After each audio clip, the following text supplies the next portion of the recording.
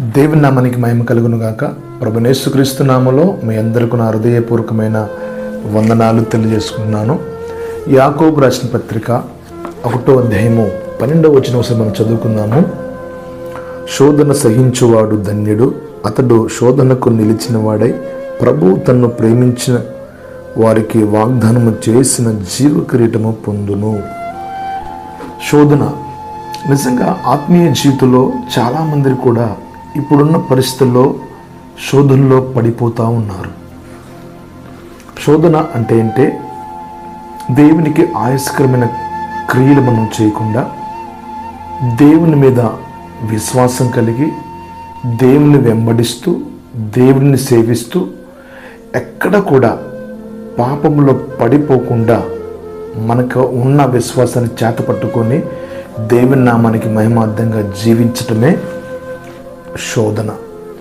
నిజంగా ఆత్మీయ జీవితంలో చాలామంది కూడా పడిపోతున్నారు. ఎందుకంటే శోధన అనుగ్రహించేది దేవుడు కాదు. మన యొక్క ఆలోచనలు, మన తలంపులు, మన కోరికలు, వాటన్నిటిని కూడా లేనిపోని ఆలోచన కలిగిస్తూ ఉంటాడు అపవాదిగాడు.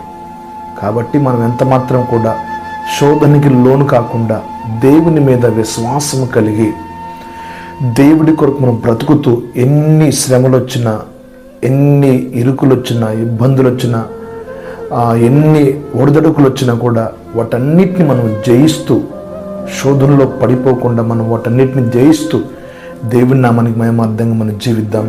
అలా మనం జీవించడం ద్వారా దేవుని యొక్క ఉన్నతమైన జీవ కిరీటం మనం పొందుకుంటాము. జీవ కిరీటం దేవుడు మనకు అనుగ్రహిస్తాడు. అందుకే లేఖనం సెలవిస్తుంది, శోధన సహించువాడు ధన్యుడు. నువ్వు ధన్యుడిగా ఎంచబడాలంటే శోధన నువ్వు జయించాలి, నేను జయించాలి.